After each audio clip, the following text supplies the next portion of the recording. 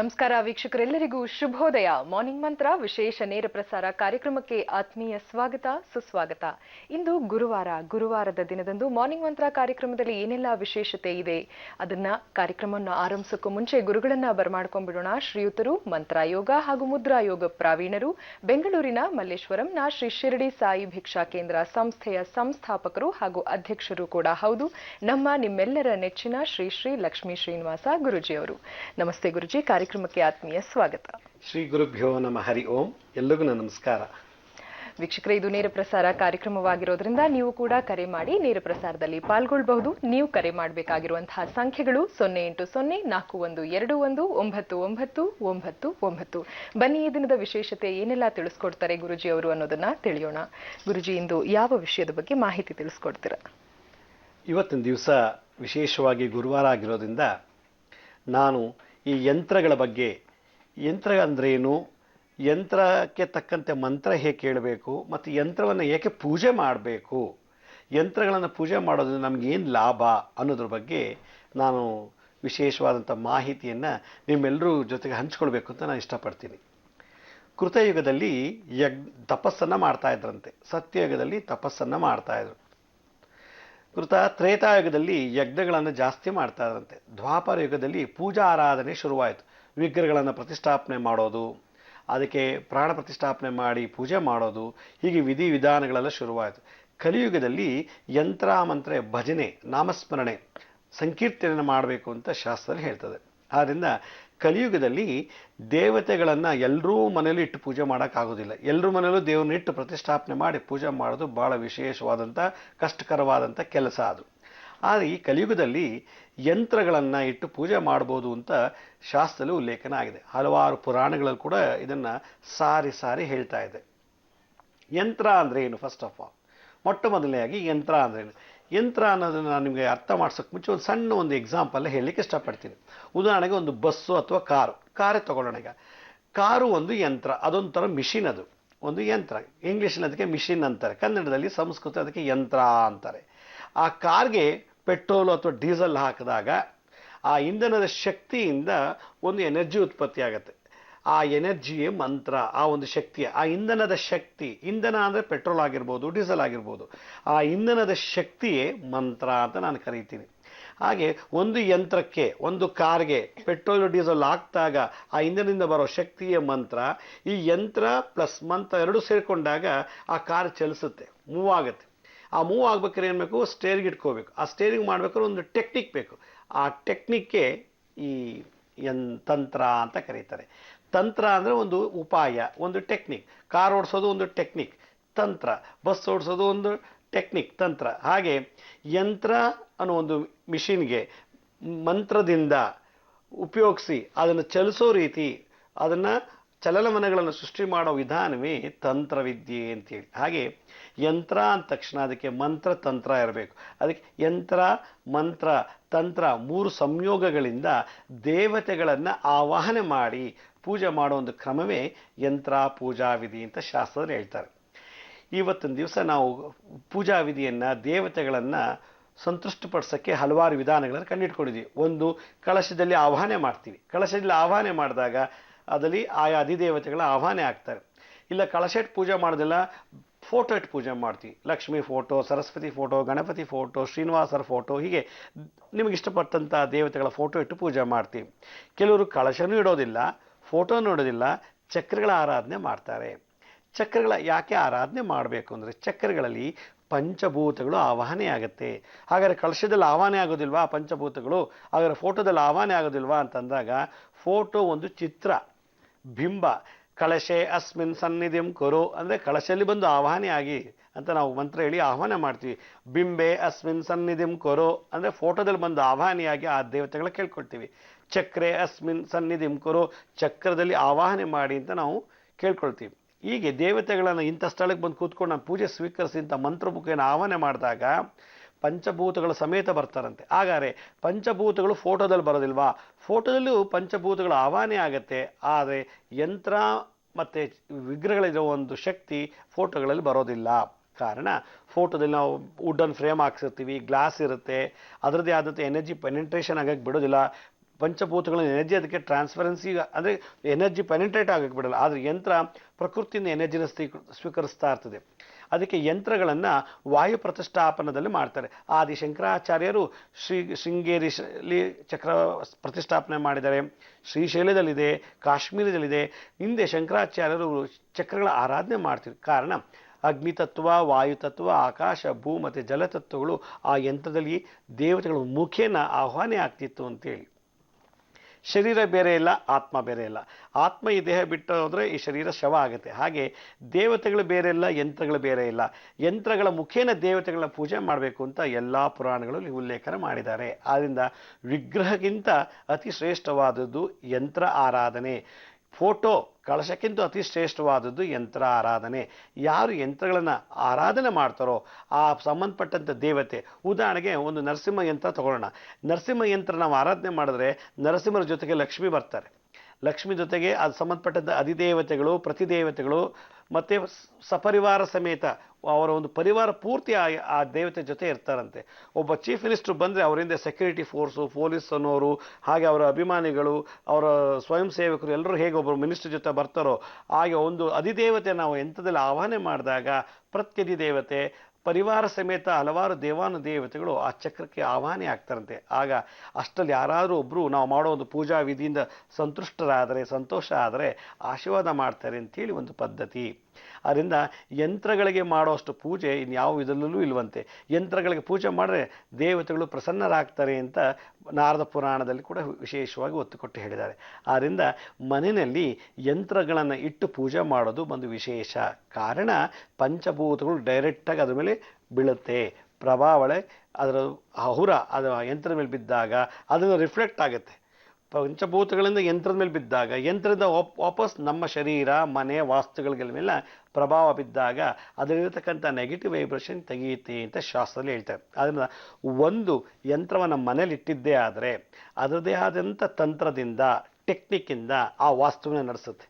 ಅದರದೇ ಆದ ಟೆಕ್ನಿಕ್ಕಿಂದ ಮಾನವನ ಶರೀರದಲ್ಲಿರ್ತಕ್ಕಂಥ ಪಚನ ಕ್ರಿಯೆಗಳನ್ನು, ಬಾಡಿ ಮೆಟಾಬಾಲಿಸಮ್ನ, respiratory system, digestive system, excretory system ಮತ್ತು ಕಾರ್ಡಿಯೋವಾಸ್ಕ್ಯುಲರ್ ಸಿಸ್ಟಮು, ಈ ಎಲ್ಲ 9 ವಿಧದ ಸಿಸ್ಟಮ್ಸ್ನೆಲ್ಲ ಯಂತ್ರಗಳು ಕಂಟ್ರೋಲ್ ಮಾಡತ್ತಂತೆ. ಕಾರಣ ಯಂತ್ರದಿಂದ ಅಗ್ನಿತತ್ವ ಹೊರಗೆ ಬರುತ್ತೆ, ಜಲತತ್ವ, ವಾಯುತತ್ವ, ಆಕಾಶತತ್ವ, ಭೂತತ್ವ. ಆದ್ದರಿಂದ ಒಂದು ಯಂತ್ರ ಅಂದ ತಕ್ಷಣ ಈ ಪಂಚಭೂತಗಳು ಅದರಲ್ಲಿ ಅಡಕವಾಗಿರುತ್ತೆ. ಅಂದರೆ ಪ್ರತಿಯೊಬ್ಬರು ಮನೆಯಲ್ಲೂ ಯಂತ್ರಗಳನ್ನು ಇಟ್ಟು ಪೂಜೆ ಮಾಡೋದ್ರಿಂದ ಯಾವ ದೋಷ ಬರೋದಿಲ್ಲ ಅಂತ ಶಾಸ್ತ್ರದಲ್ಲಿದೆ. ನಾನು ಮುಂದೆ ಹೋಗ್ತಾ ಇನ್ನಷ್ಟು ಮಾಹಿತಿಗಳನ್ನು ನಿಮ್ಮ ಒಟ್ಟಿಗೆ ಹಂಚ್ಕೊಳ್ಳಿಕ್ಕೆ ಇಷ್ಟಪಡ್ತೀನಿ. ಯಂತ್ರ, ಮಂತ್ರ, ತಂತ್ರಕ್ಕೆ ಇರುವಂತಹ ಸಂಬಂಧ ಏನು ಅನ್ನೋದನ್ನ ತಿಳಿಸ್ಕೊಡ್ತಿದ್ರು. ಅದರ ಜೊತೆಗೆ ವಿಗ್ರಹ ಆರಾಧನೆಗಿಂತ ಹೆಚ್ಚು ಪವರ್ಫುಲ್ ಈ ಒಂದು ಯಂತ್ರಗಳ ಆರಾಧನೆ ಅಂತ ಹೇಳ್ತಿದ್ರು. ಹಾಗಿದ್ರೆ ಯಂತ್ರ ಹೇಗಿರುತ್ತೆ, ಇದರಲ್ಲಿ ಏನೆಲ್ಲ ಇರುತ್ತೆ, ಈ ಬಗ್ಗೆ ಒಂದಿಷ್ಟು ಮಾಹಿತಿಯನ್ನ ಗುರುಗಳಿಂದ ಕೇಳಿ ತಿಳಿಯೋಣ. ಗುರುಜಿ, ನಾವು ಈಗಾಗಲೇ ಸಾಕಷ್ಟು ಒಂದು 12 ವೆರೈಟಿ ನರಸಿಂಹರ ಬಗ್ಗೆ ಮುದ್ರೆ ಮಂತ್ರಗಳನ್ನು ಹೇಳಿದ್ದೀವಿ. ಅದೇ ರೀತಿ ನಾನು ಒಂದು ನಿಮ್ಗೆ ವಿಶೇಷವಾಗಿ ಈ ನರಸಿಂಹರ ಯಂತ್ರವನ್ನು ತೋರಿಸ್ಲಿಕ್ಕೆ ಇಷ್ಟಪಡ್ತೀನಿ. ಇದು ಬ್ರಾಸಲ್ಲಿ ಮಾಡಿರುವಂಥ ಒಂದು ಯಂತ್ರ. ಇದರಲ್ಲಿ ಏನು ವಿಶೇಷತೆ ಇದೆ ಅಂದರೆ ನೋಡಿ, ಯಂತ್ರ ಒಂದು ರೀತಿ ಕೋಟೆ ಇದ್ದಾಗೆ ಮನೆ ಒಳಗೆ ಯಂತ್ರ ಇಟ್ಟರೆ ನಮಗೆ ಕೋಟೆ ಸೆಕ್ಯೂರಿಟಿ ಇದ್ದ ಹಾಗೆ. ಒಂದು ಕೋಟೆಯಲ್ಲಿ ಬಂಧನ ಮಾಡಿದ್ರೆ ಕೋಟೆ ಒಳಗೆ ವಾಸ ಮಾಡ್ತಿರೋ ಹಾಗೆ ಇರುತ್ತೆ ಈ ಯಂತ್ರ ಇಟ್ಟು ಪೂಜೆ ಮಾಡಿದ್ರೆ. ಈ ಯಂತ್ರದಲ್ಲಿ ಕೆಲವು ವಿಶೇಷವಾದ ಯಂತ್ರಗಳು, ಒಂದೊಂದು ದೇವತೆಗಳಿಗೆ ವಿಶೇಷವಾದಂಥ ರೇಖಾಗಣಿತವನ್ನು ಯೂಸ್ ಮಾಡಿರ್ತಾರೆ, ಅಂದರೆ ಜಾಮಿಟ್ರಿಯನ್ನು ಯೂಸ್ ಮಾಡಿರ್ತಾರೆ. ಈಗ ನಾನು ತೋರಿಸ್ತಾ ಇರೋದು ಲಕ್ಷ್ಮೀ ನರಸಿಂಹರ ಯಂತ್ರ. ಈ ಯಂತ್ರದಲ್ಲಿ 4 ವೆರೈಟಿ ಯಂತ್ರ ಇದೆ. ಒಂದು ಭೂರುಷ್ಟ ಯಂತ್ರ ಅಂತ. ಭೂರುಷ್ಟ ಯಂತ್ರ ಅಂದರೆ ಈ ತಗಡು ಪೂರ್ತಿ ಫ್ಲ್ಯಾಟ್ ಆಗಿದೆ, ಎಲ್ಲೂ ತಗ್ಗಿಲ್ಲ, ಹಳ್ಳ ಇಲ್ಲ. ಈ ಜಾಗ ಪೂರ್ತಿ ತಗ್ಗಿಲ್ಲ, ಹಳ್ಳ ಕೊಳ್ಳಗಳಿಲ್ಲ, ಫ್ಲ್ಯಾಟ್ ಆಗಿದೆ. ಭೂಮಿ ಫಲವತ್ತವಾಗಿದೆ, ಈ ಪ್ಲೇಟು ಫಲವತ್ತವಾಗಿದೆ. ಅದ್ರ ಮೇಲೆ ಬಿಡಿಸುವಂಥ ರೇಖಾಗಣಿತ ಅಂದರೆ ಜಾಮಿಟ್ರಿಯನ್ನು ಇದು ಒಂದು ಭೂರುಷ್ಟ ಯಂತ್ರ ಅಂತಾರೆ. ಈ ಯಂತ್ರದಲ್ಲಿ ನಾವು ತಗೊಂಡಾಗ ವಿಶೇಷವಾಗಿ ನೋಡಿ, ಚೌಕಾಕಾರದಿದೆ ಒಂದೆಲ್ಲ. ಇದು ಚೌಕಾಕಾರ ಇದೆ, ಈ ರೀತಿ ಚೌಕಾಕಾರ. ಇದನ್ನು ಭೂಮಿ ತತ್ವ ಸೂಚನೆ ಮಾಡುತ್ತೆ. ಚೌಕಾಕಾರ ಅಂದರೆ ಸ್ಕ್ವೇರ್ ಎಲ್ಲಿದೆಯೋ ಅದು ಭೂಮಿ ತತ್ವ, ಭೂಮಿಯಿಂದ ಬರತಕ್ಕಂಥ ಎಲ್ಲ ದೋಷಗಳನ್ನು ನಿವಾರಣೆ ಮಾಡುತ್ತೆ ಯಂತ್ರದಲ್ಲಿ. ಮತ್ತು ಈ ಮಂಡಲಾಕಾರ, ವೃತ್ತಾಕಾರವಾಗಿರುವಂಥ ಒಂದು ರೇಖಾಗಣಿತ, ಈ ರೇಖಾಚಿತ್ರ, ಇದಕ್ಕೆ ವೃತ್ತಾಕಾರ ಅಥವಾ ಮಂಡಲಾಕಾರ, ಇದನ್ನು ಜಲತತ್ವ ಅಂತ ಕರೀತಾರೆ. ಹಾಗೆ ನೋಡಿ, ಇಲ್ಲಿ ಒಂದು ತ್ರಿಕೋನಗಳಿದೆ, ನಿಮಗೆ ಕಾಣುತ್ತೋ ಏನೋ, ಇಲ್ಲಿ ಒಂದು ತ್ರಿಕೋನ ಆಕಾಶ ನೋಡ್ತಿದೆ, ಇನ್ನೊಂದು ತ್ರಿಕೋನ ಕೆಳಗೆ ನೋಡ್ತಾ ಇದೆ. ಆಕಾಶ ನೋಡೋ ತ್ರಿಕೋನವನ್ನ ಊರ್ಧ್ವಮುಖ ತ್ರಿಕೋನ ಅಂತ ಕರೀತಾರೆ. ಹಾಗೆ ಕೆಳ ಭೂಮಿ ನೋಡ್ತಾ ಇರೋ ಒಂದು ತ್ರಿಕೋನ ಇದೆ, ಅಧೋಮುಖ ತ್ರಿಕೋನ. ಈ ಆಕಾಶ ನೋಡೋ ತ್ರಿಕೋನವನ್ನು ಶಿವಸ್ವರೂಪ ಅಂತ ಕರೀತಾರೆ. ಭೂಮಿ ನೋಡ್ತಾ ಇರೋ ಒಂದು ತ್ರಿಕೋನವನ್ನ ಅದನ್ನ ಭಗವತಿ ಸ್ವರೂಪ, ಶಕ್ತಿ ಸ್ವರೂಪ ಅಂತಾರೆ. ಈ ತ್ರಿಕೋನ ಯಾವ ಯಂತ್ರದಲ್ಲಿ ತ್ರಿಕೋನಗಳಿದೆಯೋ ಅಲ್ಲಿ ಅಗ್ನಿತತ್ವ ಇದೆ ಅಂತ. ಮನೆಯಲ್ಲಿರೋತಕ್ಕಂಥ ಕಲಹ ಮತ್ತು ಶರೀರತಕ್ಕಂಥ ಉಷ್ಣತೆ ಇದನ್ನೆಲ್ಲ ಹೀರ್ಕೊಳ್ಳುತ್ತೆ ಈ ತಗಡು, ಈ ಯಂತ್ರ. ಅದರಿಂದ ಎಲ್ಲಿ ತ್ರಿಕೋನ ಇದೆಯೋ ಅಲ್ಲಿ ನಿಮ್ಮ ಮನೆಗೆ ಜ್ವಾಲಾ ಶಕ್ತಿಯನ್ನು ಬ್ಯಾಲೆನ್ಸ್ ಮಾಡುತ್ತೆ, ಅಗ್ನಿ ಶಕ್ತಿಯನ್ನು ಬ್ಯಾಲೆನ್ಸ್ ಮಾಡುತ್ತೆ. ಯಂತ್ರ ತಂತ್ರಗಳಿರೋ ಪೂಜಾ ಜಾಗದಲ್ಲಿ ಅಗ್ನಿ ಅನಾಹುತಗಳಾಗೋದಿಲ್ಲ, ಕಾರಣ ತ್ರಿಕೋನ ಇರೋದ್ರಿಂದ. ಊರ್ಧ್ವಮುಖ ಅಧೋಮುಖ ತ್ರಿಕೋನಗಳಿರೋದ್ರಿಂದ ಶಿವ ಮತ್ತು ಶಕ್ತಿ ಸ್ವರೂಪ ಇದರಲ್ಲಿ ಇರುತ್ತೆ ಅಂತ ಹೇಳ್ತಾರೆ. ಇನ್ನೊಂದು ಸಣ್ಣ ಸಣ್ಣ ತ್ರಿಕೋನಗಳು, ಮತ್ತು ಈಗ ಫ್ಲವರ್ ದಳಗಳ ಥರ ಇದೆ, ಈ ದಳಗಳ ಥರದಲ್ಲಿ ಬರ್ತಾ ಇರೋದನ್ನ ಇದನ್ನ ಹೇಳ್ತಾರೆ ವಾಯುತತ್ವ ಅಂತೇಳಿ. ವಾಯುತತ್ವ ಅಂದರೆ ಮನಸ್ಸಿನ ಚಿಂತನೆ, ಭಯ, ದುಗುಡ, ಮತ್ತು ಕ್ರೋಧ, ಕಾಮ, ಕ್ರೋಧ, ಲೋಭ, ಮೋಹ, ಮದ ಮತ್ಸರಗಳನ್ನು ಎಳ್ಕೊಂಡು ಅದನ್ನು ಪ್ರಕೃತಿಗೆ ವಾಪಸ್ ಬಿಟ್ಕೊಡುವಂಥ ಶಕ್ತಿ ಈ ರೇಖಾಚಿತ್ರಗಳು ಇದೆಯಂತೆ, ಈ ಜಾಮೆಟ್ರಿಗೆ ಇದೆಯಂತೆ. ಆದ್ದರಿಂದ ಒಂದು ಯಂತ್ರ ಅಂದಮೇಲೆ ಚೌಕಾಕೃತಿ, ತ್ರಿಕೋನ, ವೃತ್ತಾಕಾರ ಮತ್ತು ವಿಚಿತ್ರವಾದಂಥ ದಳಗಳ ರೂಪದಲ್ಲಿರೋ ಒಂದು ರೇಖಾಚಿತ್ರಗಳನ್ನು ಯಂತ್ರದಲ್ಲಿ ಅಳವಡಿಸಿದ್ದಾರೆ ಈ ಯಂತ್ರದಲ್ಲಿ. ಹೀಗೆ ಬಗಳಾಮುಖಿ ಯಂತ್ರ, ಪ್ರತ್ಯಂಗಿರ ಯಂತ್ರ, ವಿಷ್ಣು ಯಂತ್ರ, ಸುದರ್ಶನ ಯಂತ್ರ, ಹೀಗೆ ಹಲವಾರು ದೇವತೆಗಳು ಅವ್ರದೇ ಆದಂಥ ಒಂದು ಯಂತ್ರಗಳಲ್ಲಿ ಚಿತ್ರಗಳನ್ನು ಬರೀತಾರೆ. ಈ ಚಿತ್ರಗಳು ಏನಕ್ಕೆ ಬರುತ್ತಂದರೆ ಆಯಾ ದೇವತೆ ಶರೀರದ ಅಂಗರಚನೆಯನ್ನು ಈ ಜಾಮಿಟ್ರಿ ತೋರಿಸ್ತಾರೆ, ರೇಖಾಚಿತ್ರದಲ್ಲಿ ತೋರಿಸ್ತಾರೆ.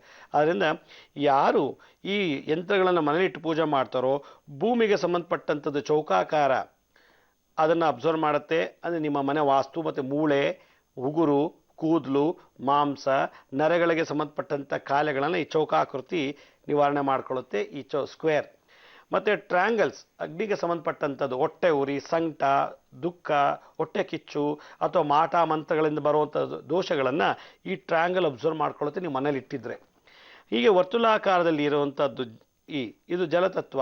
ಮನೆಯಲ್ಲಿ ಯೂರಿನೇಷನ್ ಪ್ರಾಬ್ಲಮ್ಮು ಅಥವಾ ರಕ್ತ ಸೋರ್ತಾ ಇರೋದು, ಯಾವಾಗಲೂ ನೆಗಡಿ, ದ್ರವಕ್ಕೆ ಸಂಬಂಧಪಟ್ಟಂತೆ ಲಿಕ್ವಿಡ್ ಸಂಬಂಧಪಟ್ಟಂತೆ ಏನಾದ್ರು ಪ್ರಾಬ್ಲಮ್ಸು ನಮ್ಮ ಶರೀರದಲ್ಲಿದ್ದರೆ, ಮಲಮೂತ್ರ ವಿಸರ್ಜನೆ ಆಗಲಿಲ್ಲ ಅಂದರೆ, ಕಾನ್ಸ್ಟಿಪೇಷನ್ ಪ್ರಾಬ್ಲಮ್ಮು, ಅದನ್ನೆಲ್ಲ ಈ ವರ್ತುಲಾಕಾರದಲ್ಲಿರತಕ್ಕಂಥ ಈ ಒಂದು ಯಂತ್ರಕ್ಕೆ ನಾವು ಪೂಜೆ ಮಾಡಿದ್ರೆ ಅದು ಸಂಬಂಧಪಟ್ಟಂಥ ಪ್ರಾಬ್ಲಮನ್ನು ನಿವಾರಣೆ ಮಾಡುತ್ತೆ ಅಂತ ತಂತ್ರ. ಯಾಕೆಂದರೆ ದೇವತೆಗಳ ನಿಜರೂಪದಲ್ಲಿ ನೋಡೋಕ್ಕಾಗಲಿಲ್ಲ, ಆ ನಿಜರೂಪವನ್ನು ಈ ರೇಖಾಚಿತ್ರದಲ್ಲಿ ಅಳವಡಿಸಿ ಅವರ ಉಸಿರಾಟದ ಕ್ರಮಗಳೆಲ್ಲ ಬೀಜ ಮಂತ್ರಗಳಲ್ಲಿ ಬರೆದಿದ್ದಾರೆ. ಅದಕ್ಕೆ ರೇಖಾ ಮತ್ತು ಬೀಜ ಮಂತ್ರಗಳು ಕೆಲವು ಕಡೆ ಎಲ್ಲ ನಂಬರ್ಗಳು ಹಾಕಿರ್ತಾರೆ, 1 to 9, 1 2 3 4 5 6 7 9 ಅಂತ ನಂಬರ್ಗಳು ಹಾಕಿರ್ತಾರೆ. ಅಂಕಿ ಯಂತ್ರ ಇಲ್ಲ ಬೀಜ ಮಂತ್ರ ಯಂತ್ರ ಅಂತ. ಅದಕ್ಕೆ ಇದರದೇ ಆದಂಥ ವರ್ಣ ಇದೆ, ಇದರದೇ ಆದಂಥ ಆಕಾರ ಇದೆ, ಇದರದೇ ಆದಂಥ ಒಂದು ಬೀಜ ಮಂತ್ರಗಳಿದೆ. ಯಾರು ಇದನ್ನು ದಿನನಿಟ್ಟು ಪೂಜೆ ಮಾಡ್ತಾರೋ ಅಂಥವರಿಗೆ ಈ ಒಂದು ಫಿಸಿಕಲ್ ಬಾಡಿಯಲ್ಲಿರತಕ್ಕಂಥ ಎಲ್ಲ ದೋಷ ನಿವಾರಣೆ ಆಗುತ್ತೆ. ಮನೆಯೂ ಕೂಡ ಒಂದು ಫಿಸಿಕಲ್ ಬಾಡಿ ವಾಸ್ತು ಅದರಲ್ಲಿರತಕ್ಕಂಥ ದೋಷ ನಿವಾರಣೆ ಆಗುತ್ತೆ ಅಂತೇಳಿ ಈ ತಂತ್ರ ವಿಧಾನಗಳು ಪದ್ಧತಿಗೆ ಬಂತು. ಇದ್ರ ಜೊತೆಗೆ ಕೆಲವು ಮೇರು ವೃತ್ತ ಅಂತ ಹೇಳಿ, ಮೇರು ವೃಷ್ಟ ಯಂತ್ರ ಅಂದರೆ ಅದು ಒಂದು ರೀತಿ ಟ್ರ್ಯಾಂಗಲ್ ಟೈಪಲ್ಲಿ ಮೇರು ಯಂತ್ರ ಅಂತ ನಾವು ಮಾಡ್ತೀವಿ, ಶ್ರೀಚಕ್ರ ಆರಾಧನೆ ಮಾಡ್ತೀವಿ. ಅದು ತುದಿ ಭಾಗ ಮೇಲ್ಚೂಪಾಗಿರುತ್ತೆ, ಹೋಗ್ತಾ ಹೋಗ್ತಾ ಕೆಳಗೆ ಚಪ್ಪಟೆ ಆಕಾರವಾಗಿ ಸ್ಕ್ವೇರು ಮತ್ತು ಚೌಕಟ್ಟಲ್ಲಿ ಮಾಡಿರ್ತಾರೆ. ಇನ್ನೊಂದು ಪಾತಾಳ ಯಂತ್ರ ಅಂತೇಳಿ, ಪಾತಾಳ ವೃಷ್ಟ ಅಂತಂದರೆ ದೇವಸ್ಥಾನದಲ್ಲಿ ಪುಷ್ಕರಣಿ ಕೊಳಗಳು ಇದೆಯಲ್ಲೋ ಆ ಶೇಪಲ್ಲಿ ಮಾಡಿರ್ತಾರೆ ಆ ಯಂತ್ರಗಳನ್ನು. ಹಾಗೆ ಮೇರು ಪ್ರಸ್ತಾರ ಯಂತ್ರಗಳು ಅಂತೇಳಿ ಅದು ಪರ್ವತ ಟೈಪಲ್ಲೇ ಮಾಡಿರ್ತಾರೆ, ಬೆಟ್ಟ ಟೈಪಲ್ಲಿ, ಆದರೆ ಮಧ್ಯದಲ್ಲೆಲ್ಲ ಗಂಟುಗಳ ಹಾಗೆ ಜೋಡಿಸಿರ್ತಾರೆ ಆ ಯಂತ್ರಗಳನ್ನು. ಅದನ್ನು ಶಕ್ತಿ ದೇವರು ಮಾಟ ಮಂತ್ರ ಮಾಡೋದು ಅದನ್ನು ಉಪಯೋಗಿಸ್ತಾರೆ. ಇನ್ನೊಂದು ವಾಯು ವೃಷ್ಟ ಯಂತ್ರ ಅಂತೇಳಿ ಆ ಯಂತ್ರ ಕೂರ್ಮ ಯಂತ್ರನು ಅಂತ ಕರೀತಾರೆ. ಒಂದು ಪ್ರಾಣಿ ಮೇಲೆ ಚೌಕಾಕಾರ ಹಾಕ್ಬಿಟ್ಟು ಅದ್ರ ಮೇಲೆ ಕೆಲವು ಸಿಂಬಲ್ಸ್ಗಳನ್ನ ಬರೆದಿರ್ತಾರೆ, ಅದು ಕೂರ್ಮವೃಷ್ಟ ಯಂತ್ರ ಅಂತೇಳಿ. ಹೀಗೆ 4 ವೆರೈಟಿ ಯಂತ್ರಗಳನ್ನು ನಮ್ಮ ಕಲಿಯುಗದಲ್ಲಿ ಪೂಜಾ ವಿಧಾನದಲ್ಲಿ ಅಳವಡಿಸ್ಕೊಂಡ್ಬಂದಿದ್ದಾರೆ ಋಷಿ ಮುನಿಗಳು ಮತ್ತು ದೇವಾನುದೇವತೆಗಳ ಆಶೀರ್ವಾದದಿಂದ. ಹೀಗೆ ನಾನು ಮುಂದೆ ಹೋಗ್ತಾ ಹೋಗ್ತಾ ಇದಕ್ಕೆ ಯಾವ ರೀತಿ ಪೂಜೆ ಮಾಡಿದ್ರೆ ಏನೇನು ನಮ್ಗೆ ಲಾಭ ಆಗುತ್ತೆ ಅನ್ನೋದನ್ನ ಸಂಕ್ಷಿಪ್ತ ತಿಳಿಸ್ಕೊಡಕ್ಕೆ ಇಷ್ಟಪಡ್ತೀನಿ. ಒಬ್ರು ಕಾಲರ್ ಲೈನ್ ನಲ್ಲಿದ್ದಾರೆ, ಬನ್ನಿ ಮಾತಾಡ್ಸೋಣ. ಹಲೋ ಹಲೋ ನಮಸ್ತೆ. ಹಲೋ ಹಲೋ ನಮಸ್ತೆ, ನಿಮ್ಮ ಹೆಸರನ್ನ ಹೇಳಿ. ನನ್ನ ಹೆಸರು ಸೌಭಾಗ್ಯ ಅಂತ, ಮೈಸೂರಿಂದ ಮಾಡ್ತಾ ಇರೋದು. ಮೈಸೂರಿಂದ ಸೌಭಾಗ್ಯ ಅಂತನಾ? ಹೌದು ಮೇಡಮ್. ಸರಿ, ಗುರುಜಿ ಅವರಿದ್ದಾರೆ ಅಮ್ಮ, ಮಾತಾಡಿ ಸಂಕ್ಷಿಪ್ತವಾಗಿ ನಿಮ್ಮ ಪ್ರಶ್ನೆ ಕೇಳಿ. ಓಕೆ. ನಮಸ್ತೆ ಸೌಭಾಗ್ಯ ಅವರೇ. ನಮಸ್ತೆ ಗುರುಜಿ. ನನಗೆ ಆರ್ಥ್ರೈಟಿಸ್ ಇದೆ, ರೊಮ್ಯಾಟಿಕ್ ಆರ್ಥ್ರೈಟಿಸ್ ಅಂತ. ಎಷ್ಟು ವರ್ಷದಿಂದ ಇದೆ ತಮಗೆ? ನನಗೆ 2 years ಇಂದ ಇದೆ. ಯಾವ ಮೆಡಿಸಿನ್ ತಗೊಂಡ್ರು ಅದು ಆಗ್ತಾ ಇಲ್ಲ. ಡೈಲಿ ಒಂದೊಂದು ಜಾಗದಲ್ಲಿ ನೋವು ಬರ್ತಾ ಇರುತ್ತೆ. ಏನ್ ಮಾಡ್ಬೇಕು ಗುರುಜಿ? ಮುದ್ರೆ ಯಾವ್ದಾದ್ರು ಇದ್ರೆ ಹೇಳ್ಕೊಟ್ರೆ ಚೆನ್ನಾಗಿರುತ್ತೆ. ನೀವು ಪ್ರತಿನಿತ್ಯ ಟಿವಿ ನೋಡ್ತಾ ಇದ್ದೀರಾ ಮಾರ್ನಿಂಗ್ ಮಂತ್ರ? ಡೈಲಿ ನೋಡ್ತೀನಿ. ಓಕೆ, ಈಗ ಸುಮಾರು ಈಗ ಒಂದು 20 ದಿವಸದಿಂದ ನಾನು ನರಸಿಂಹ ಮುದ್ರೆಗಳನ್ನ ತೋರಿಸ್ತಾ ಇದ್ದೆ. ನಿಮ್ಗೆ ಏನು ನೋಡ್ತಾ ಇದ್ದೆ, ನೋಡಿದ್ದೀನಿ. ಇದಕ್ಕೆ ಸಂಧಿವಾತ, ಜಾಯಿಂಟ್ ಪೈನು, ಲಿಗಮೆಂಟ್ಸ್ ಅಲ್ಲಿದ್ರೆ ಸೋದಿದ ಟೆಂಡಾನ್ಸ್ ಏನಾದ್ರು ಸೋದಿದ್ರೆ ಮುದ್ರೆಗಳು ಮಾಡಬೇಕು ಅಂತ ನನಗೆ ಸಾಕಷ್ಟು ಒತ್ತು ಕೊಟ್ಟು ಕೆಲವು ನರಸಿಂಹನ ಮುದ್ರೆ ಬಗ್ಗೆ ಹೇಳ್ತಾ ಇದ್ದೆ. ನೀವು ಈ ಥರ ಪೇನ್ಸ್ಗಳಿತ್ತು ಅಂದರೆ ವಿಶೇಷವಾಗಿ ರೌದ್ರ ನಾರಸಿಂಹ ಅಥವಾ ಪಾವನ ನಾರಸಿಂಹರ ಮುದ್ರೆ ಮಾಡಿ. ಈ ರೀತಿ ಪಾವನ ನಾರಸಿಂಹರ ಮುದ್ರೆ ಮಾಡಿ. ಮತ್ತೆ ಈ ಉಗ್ರ ನರಸಿಂಹ, ಸಂಧಿವಾತ, ಎಲ್ಲ ಜಾಯಿಂಟ್ಸ್ ಪೇನ್, ಉಗ್ರ ನರಸಿಂಹ ನೋಡಿ, ಎಲ್ಲ ಬೆರಳು ಒಂದಿಂದ ಒಂದು ಸೀಕ್ವೆನ್ಸ್ ಆಗಿ ಬೆಂಡ್ ಮಾಡೋದು, ಎಲ್ಲ ಬೆರಳುಗಳು ಮಾಡಿ ಸೀಕ್ವೆನ್ಸ್ ಆಗಿ ಈ ರೀತಿ ಬೆಂಡ್ ಮಾಡಿ, ಇದಕ್ಕೆ ಉಗ್ರ ನರಸಿಂಹ. ಇದರ ವಾಯುವ್ಯ ದಿಕ್ಕಿನಲ್ಲಿ ಈ ಮುದ್ರೆ ಧಾರಣೆ ಮಾಡಿ ಓಂ ಶ್ರೋಂ ಉಗ್ರ ನರಸಿಂಹಾಯ ಅಂತ ಮಂತ್ರ ಜಪ ಮಾಡಿದ್ರೆ ವಾತಕ್ಕೆ ಸಂಬಂಧಪಟ್ಟಂತ ಕಾಯಿಲೆ, ವಾಯುವ್ಯ ದಿಕ್ಕಿನಲ್ಲಿ ವಾತಕ್ಕೆ ಸಂಬಂಧಪಟ್ಟಂತ ಕಾಯಿಲೆಗಳು ಅಂದರೆ ಸಂಧಿವಾತ, ಮೂಳೆ ನೋವು, ಬೆನ್ನು ನೋವು, ಸೊಂಟ ನೋವು, ಕೀಲುಗಳು ಯಾವುದೇ ನೋವುಗಳಿದ್ರೂ ಕೂಡ ಈ ಉಗ್ರ ನರಸಿಂಹರ ಮುದ್ರೆಯನ್ನು ವಾಯುವ್ಯ ದಿಕ್ಕಿನಲ್ಲಿ ಕುಳಿತು ಒಂದು ಅರ್ಧ ಗಂಟೆ ಜಪ ಮಾಡಿ ಈ ಮುದ್ರೆ ಧಾರಣೆ ಮಾಡಿದರೆ ಖಂಡಿತ 3-4 ದಿನದಲ್ಲಿ ಕ್ಯೂರ್ ಆಗುತ್ತೆ. ಇದ್ರ ಜೊತೆಗೆ ನಿಂಬೆಹಣ್ಣಿನ ರಸ ತೆಕ್ಕೊಂಡು ಎಲ್ಲೆಲ್ಲಿ ಜಾಯಿಂಟ್ಸ್ ಪೇನ್ ಇದೋ, ಎಲ್ಲೆಲ್ಲಿ ಪೇನ್ ಇದೋ ಅದು ಹಚ್ಬಿಟ್ಟು ಒಂದು ಅರ್ಧ ಗಂಟೆ ಸೂರ್ಯನ ಬೆಳಕಲ್ಲಿ ನಿಮ್ಮ ಶರೀರ ನೆನೆಸಿ ಸ್ನಾನ ಮಾಡಿ ಒಂದು 5 ದಿನದಲ್ಲಿ ಕಂಪ್ಲೀಟಾಗಿ ಕ್ಯೂರ್ ಆಗುತ್ತೆ. ಬಹಳ ಸಂತೋಷ ಕಾಲ್ ಮಾಡಿದ್ದಕ್ಕೆ. ವೀಕ್ಷಕರೇ, ಇನ್ನೊಬ್ರು ಕಾಲರ್ ಇದ್ದಾರೆ ಲೈನ್ ನಲ್ಲಿ, ಬನ್ನಿ ಮಾತಾಡ್ಸೋಣ. ಹಲೋ. ಹಲೋ, ನಮಸ್ತೆ. ನಮಸ್ತೆ ಮೇಡಮ್. ಹೇಳಿಮ್ಮ, ನಿಮ್ಮ ಹೆಸರನ್ನ ತಿಳಿಸಿ. ನಮ್ಮ ಹೆಸರು ದಾಕ್ಷಾಯಣಿ ಬಿಜಾಪುರ ಅಂತ. ಸರಿ, ಎಲ್ಲಿಂದ ಕಾಲ್ ಮಾಡ್ತಿರೋದು ದಾಕ್ಷಾಯಣಿ ಅವರು? ಬಿಜಾಪುರಿಂದ. ಬಿಜಾಪುರಿಂದ. ಓಕೆ, ಸರಿ. ಗುರುಜಿ ಅವರಿದ್ದಾರೆಮ್ಮ, ಮಾತಾಡಿ, ನಿಮ್ಮ ಪ್ರಶ್ನೆ ಕೇಳಿ. ಹಾ, ಆಯ್ತು. ನಮಸ್ತೆ ದಾಕ್ಷಾಯಣಿ ಅವರೇ. ನಮಸ್ತೆ ಗುರುಜಿ. ನಮಸ್ತೆ ಗುರುಜಿ. ತುಂಬಾ ಖುಷಿ ಆಯ್ತು. ನಮಗೆ ನಿಮ್ ಪ್ರೋಗ್ರಾಮ್ ಡೈಲಿ ನೋಡ್ತಾ ಇದ್ದೀವಿ, ಚೆನ್ನಾಗಿ ಮೂಡ್ ಬರ್ತಾ ಇದೆ. ತುಂಬಾ ಖುಷಿ ಆಯ್ತು ನಮಗೆ. ನಾವ್ ಹೇಗ್ ಹೇಳ್ಬೇಕಂತಾನೆ ಗೊತ್ತಾಗ್ತಾ ಇಲ್ಲ. ನಮ್ಗೆ ತುಂಬಾ ಆರ್ಥಿಕ ಪರಿಸ್ಥಿತಿ ಒಪ್ಪಿದೆ, ಮಕ್ಕಳ ಚಿಕಿತ್ಸೆ ತಪ್ಪತ್ತಿದೆ. ಅಳ್ಬೇಡಿ, ದಯವಿಟ್ಟು ಅಳ್ಬೇಡಿ, ಮಾತಾಡಿ. ಇರುತ್ತೆ ಕಷ್ಟ, ಮನುಷ್ಯನಿಗೆ ಬರದೆ ಬೇರೆ ಯಾರಿಗೂ ಬರಲ್ಲ ಕಷ್ಟ, ನಮಗೆ ಬರೋದು ಕಷ್ಟ. ಮಾತಾಡಿ, ಆನಂದವಾಗಿ ಮಾತಾಡಿ, ಪರಿಹಾರ ಹೇಳೋಣ, ಮಾತಾಡಿ, ಅಳ್ಬೇಡಿ. ಹೇಳ್ತೀವಿ ಗುರುಜಿ. ಅದೇ ಮನೆ ಪರಿಸ್ಥಿತಿ ಆರ್ಥಿಕ ತುಂಬಾ, ಆಮೇಲೆ ಬಿಸ್ನೆಸ್ ಅಲ್ಲಿ ಮಾಡ್ತಾ ಇದ್ದೀನಿ, ಯಾವ ಬಿಸ್ನೆಸ್ ಸರಿಯಾಗಿ ನಡೀತಾ ಇಲ್ಲ. ಮಕ್ಕಳ ಮದುವೆ, ಅವ್ರ ಎಜುಕೇಶನ್. ಸೊ ಎಷ್ಟು ಜನ ಮಕ್ಕಳಿದ್ದಾರೆ ನಿಮ್ಗೆ? 2 ಇದ್ದಾರೆ ಗುರುಜಿ. ಏನು ಓದ್ತಾರೆ ಮಕ್ಕಳೆಲ್ಲ? BSc, ಇಬ್ರು BSc ಓದ್ತಾ ಇರೋದು ಇವಾಗ. ಕವಿತಾ, ಆಮೇಲೆ ಅಂಜಲಿ ಅಂತ. ಓಕೆ, ಮಕ್ಳಿಗೆ ಚೆನ್ನಾಗಿ ಓದಿಸಿ, ಕಷ್ಟಪಟ್ಟು ಓದಿಸಿ, ಮಕ್ಳಿಗೆ ಆಸ್ತಿ ಮಾಡಬೇಡಿ, ಮಕ್ಕಳನ್ನೇ ಆಸ್ತಿವಂತರಾಗಿ ಮಾಡಿ. ಆದ್ರಿಂದ ನಿಮ್ಗೆ ಯಾವ ಚಿಂತನೆ ಇರೋದಿಲ್ಲ. ಸದಾ ಮಕ್ಕಳಿಗೆ ಚೆನ್ನಾಗಿ ಓದಿಸಿ, ವಿದ್ಯಾಭ್ಯಾಸ ಕೊಟ್ಟು ಒಳ್ಳೆ ಸಮಾಜ ವ್ಯಕ್ತಿಗಳನ್ನಾಗಿ ಮಾಡಿದ್ದೆ ಆದ್ರೆ ನೀವು ಸಮಾಜಕ್ಕೆ ದೊಡ್ಡ ಆಸ್ತಿ ಕೊಟ್ಟಂಗೆ. ನಿಮ್ಮ ಮನೆ ಆರ್ಥಿಕ ಪರಿಸ್ಥಿತಿ ಮತ್ತೆ ನಿಮ್ಮ ಮನೆಯಲ್ಲಿ ತೊಂದರೆ ಇದೆ ಅಂತ ಏನು ಹೇಳ್ತಾ ಇದ್ರಿ, ಅದೇನೇ ತೊಂದರೆ ಇದ್ರು ಕೂಡ ಪ್ರತಿ ಶುಕ್ರವಾರ, ಮಂಗಳವಾರ ದಿವಸ ಮುಸ್ಸಂಜೆ ಹೊತ್ತಿನಲ್ಲಿ ಗೋಧೋಳಿ ಲಗ್ನಲ್ಲಿ ಕುಬೇರ ಮುದ್ರೆಯನ್ನು ಧಾರಣೆ ಮಾಡಿ ಓಂ ಯಕ್ಷಾಯ ಕುಬೇರಾಯ ವೈಶ್ರವಣಾಯ ಧನ ಧಾನ್ಯಾಧಿಪತಿಯೇ ಧನ ಧಾನ್ಯ ಸಮೃದ್ಧಿಯೇ ದಾಪಯ ಸ್ವಾಹ ಅಂಥೇಳಿ ಈ ಕುಬೇರ ಮುದ್ರೆಯನ್ನು ಧಾರಣೆ ಮಾಡಿ ಜಪ ಮಾಡಿ. ನಿಮ್ಮ ಮನೆಯಲ್ಲಿ ಮೂಲೆಗಳಲ್ಲೂ ಧನ ಧಾನ್ಯ ಸಮೃದ್ಧಿ ಆಗತ್ತೆ. ಅಷ್ಟು ಪವರ್ಫುಲ್ಲು ಆ ಕುಬೇರ ಮಂತ್ರ. ಅದು ಮಂಗಳವಾರ, ಶುಕ್ರವಾರ ಮುಸ್ಸಂಜೆ ಹೊತ್ತಲ್ಲಿ ಗೋಧೋಳಿ ಲಗ್ನದಲ್ಲಿ, ಅಂದರೆ ಹಸುಗಳು ಮೈಕೊಂಡು ಮನೆ ಬರೋ ಸಮಯ, ಸೂರ್ಯ ಮುಳುಗೋ ಅರ್ಧ ಗಂಟೆ ಮುಂಚೆ, ಸೂರ್ಯ ಮುಳುಗಾದ ಅರ್ಧ ಗಂಟೆ, ಮುಳುಗಿದ ನಂತರ ಅರ್ಧ ಗಂಟೆ ಬರೋ ಆ ಲಗ್ನದಲ್ಲಿ ಗೋಧೋಳಿ ಲಗ್ನ ಅಂತಾರೆ. ಆ ಲಗ್ನದಲ್ಲಿ ಈ ಮುದ್ರೆ ಧಾರಣೆ ಮಾಡಿ ಜಪ ಮಾಡಿ. ಖಂಡಿತ ನಿಮ್ಮ ಫೈನಾನ್ಸ್ ಪ್ರಾಬ್ಲಮ್ಮು, ನಿಮ್ಮಲ್ಲಿರೋ ದಾರಿದ್ರ್ಯ ಎಲ್ಲ ನಿವಾರಣೆ ಆಗುತ್ತೆ. ದೇವರು ಒಳ್ಳೇದು ಮಾಡಲಿ. ಕಾಲ್ ಮಾಡೋದಕ್ಕೆ ಧನ್ಯವಾದಗಳು. ವೀಕ್ಷಕರೇ, ಈಗ ಒಂದಷ್ಟು ಪತ್ರಗಳನ್ನ ಓದೋ ಸಮಯ ಆಗಿದೆ. ಹಾಸನಿಂದ ನೊಂದ ತಾಯಿ ಪತ್ರವನ್ನ ಬರೆದಿದ್ದಾರೆ. ಅವರ ಪ್ರಶ್ನೆ ಏನು ನೋಡೋಣ. ಗುರುಜಿ, ಹಾಸನಿಂದ ಈ ಪತ್ರ ಬಂದಿದೆ. ಮಗನ ಬಗ್ಗೆ ಕೇಳಬೇಕು ಅಂತ ಹೇಳ್ತಿದ್ದಾರೆ. ಮಗನಿಗೆ 10 ವರ್ಷ ಇದ್ದಾಗನಿಂದ ಟೈಪ್ 1 ಡಯಾಬಿಟಿಸ್ ಶುರುವಾಗಿತ್ತು. ದಿನಕ್ಕೆ ಈಗ 4 ಸಲ ಇನ್ಸುಲಿನ್ ಇಂಜೆಕ್ಷನ್ ಡಿಪೆಂಡ್ ಆಗಿದ್ದಾನೆ. ಈ ರೀತಿ ತುಂಬಾ ಕಷ್ಟಪಟ್ಟು ನೋಡ್ಕೋತಾ ಇದೀವಿ. ಮಗ ಕೂಡ ತುಂಬಾ ನೊಂದು ಹೋಗಿದ್ದಾನೆ. ಶಾಲೆಯಲ್ಲಿ ಓದ್ಲಿಕ್ಕೆ ಕಷ್ಟ ಆಗುತ್ತೆ, ಎಲ್ಲರೆದುರು ಜಿಗುಪ್ಸೆ ಆಗುತ್ತೆ ಅಂತ ಹೇಳ್ತಿದ್ದಾರೆ. ಈಗ ಇವನಿಗೆ 15 ವರ್ಷ ತುಂಬಿದೆ. ಮುಂದಿನ ಜೀವನಕ್ಕೆ ಮತ್ತು ವಿದ್ಯಾಭ್ಯಾಸಕ್ಕೆ ತೊಂದರೆ ಆಗದಂತೆ ದಯವಿಟ್ಟು ಯಾವುದಾದ್ರೂ ಒಂದು ಪರಿಹಾರವನ್ನ, ಮುದ್ರೆ, ಮಂತ್ರವನ್ನ ತೋರಿಸಿ ಇವನ ಬದುಕಿಗೆ ಒಂದು ದಾರಿ ತೋರಿಸಿ ಅಂತ ಕೇಳಿದ್ದಾರೆ. ಬಹಳ ಸಂತೋಷ. ಹಾಸನದಿಂದ ಪತ್ರ ಬರೆದಿದ್ದಕ್ಕೆ. ಮತ್ತು ಚಿಕ್ಕ ವಯಸ್ಸಿಗೆ ಡಯಾಬಿಟಿಸ್ ಒಂದಿದೆ, ಟೈಪ್ 1 ಅಂತಿದೆ. ಟೈಪ್ 1 ಅಂತಂದರೆ ಇನ್ಸುಲಿನೇ ಪ್ರೊಡ್ಯೂಸ್ ಆಗ್ತಿಲ್ಲ ಪ್ಯಾಂಕ್ರಿಯಾಸಲ್ಲಿ ಅಂತೇಳಿ.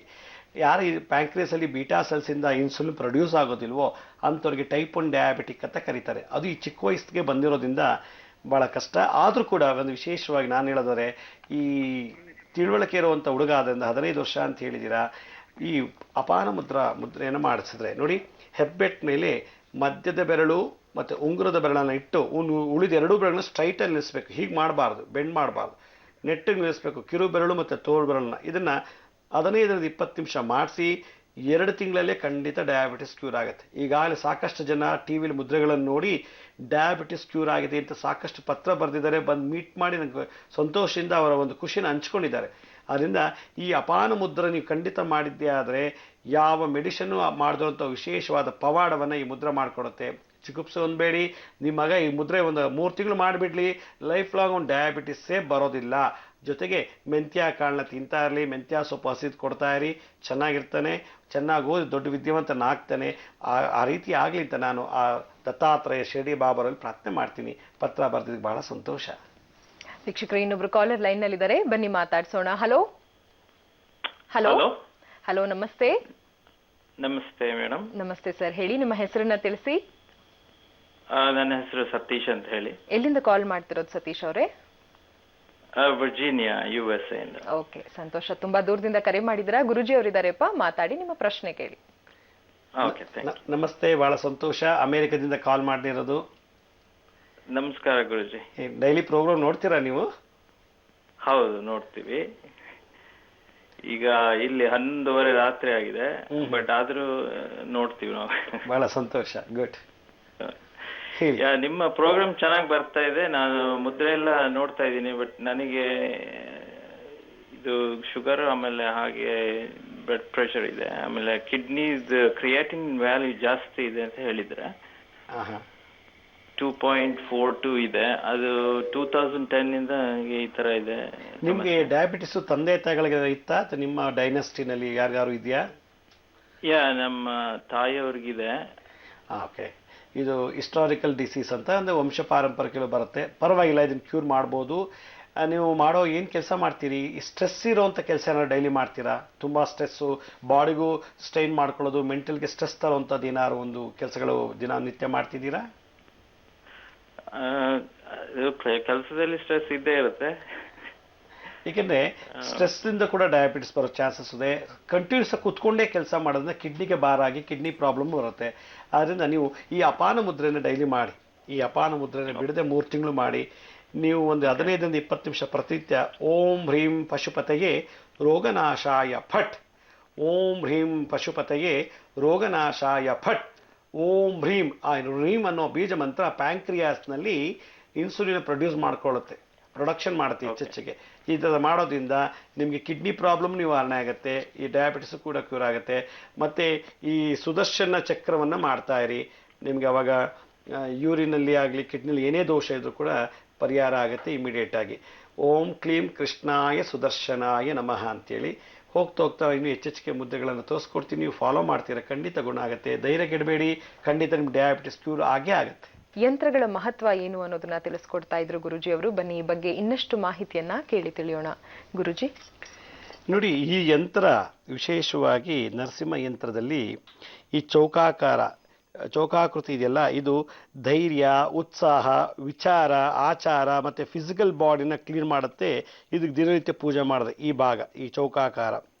ಹಾಗೆ ಜಲತತ್ವ, ವರ್ತುಲಾಕಾರ, ಜಲತತ್ವದಲ್ಲಿ ಈ ವರ್ತುಲಾಕಾರದಲ್ಲಿ ಸನ್ಮಾನ, ಪ್ರೀತಿ, ಪ್ರೇಮ, ಸಂತೋಷ, ಸಫಲತೆ ಇವೆಲ್ಲವೂ ಸೃಷ್ಟಿ ಮಾಡಿಕೊಡುತ್ತೆ ಈ ಯಂತ್ರದಲ್ಲಿ ಪೂಜೆ ಮಾಡುವಾಗ, ಈ ವರ್ತುಲಾಕಾರದಲ್ಲಿ ಹೀಗೆ.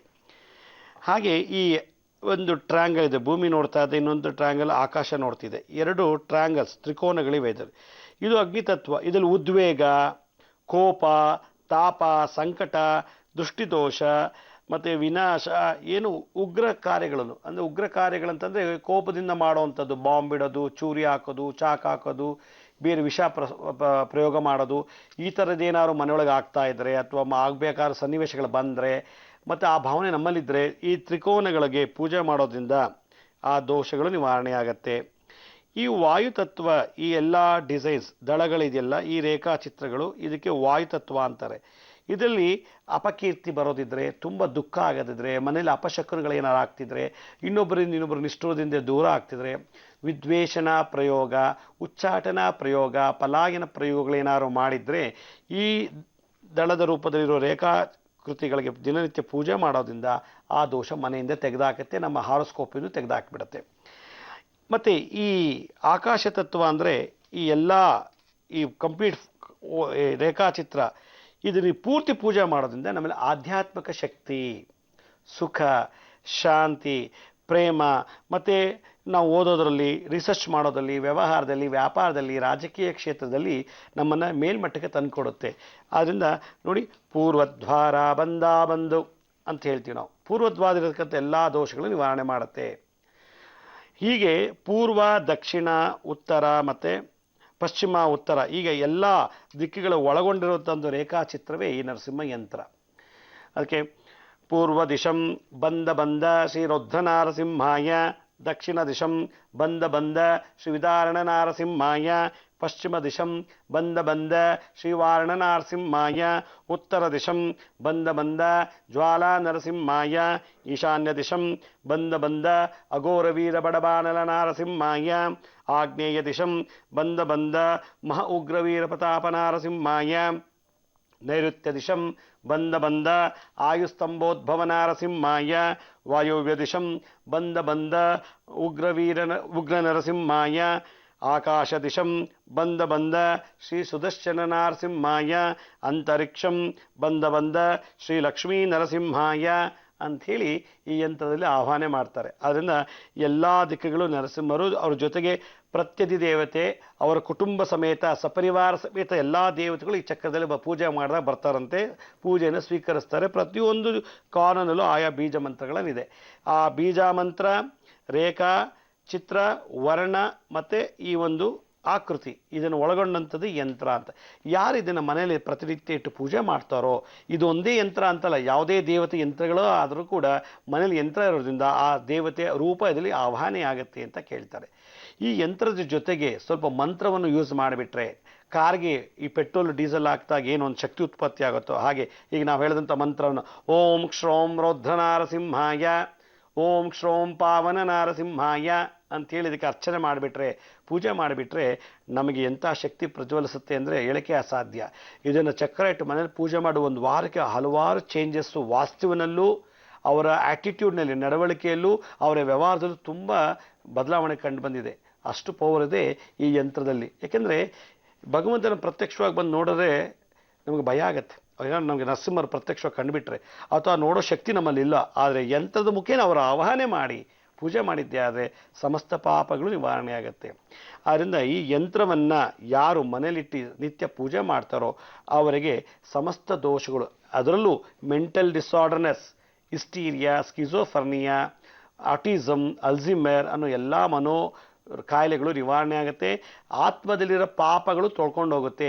ಆತ್ಮದಲ್ಲಿರೋ ಪಾಪಗಳನ್ನು ಪಾವನ ಮಾಡ್ತಾರೆ, ಪವಿತ್ರ ಮಾಡ್ತಾರೆ, ಅಂದರೆ ನಾಶ ಮಾಡಿ ಆತ್ಮವನ್ನು ಶುದ್ಧಿಗೊಳಿಸ್ತಾರೆ ಅನ್ನೋದು ಈ ನರಸಿಂಹರ ಯಂತ್ರ ಪೂಜಾ ವಿಧಾನ ಹೇಳುವಂಥ ಒಂದು ಫಲಶ್ರುತಿ.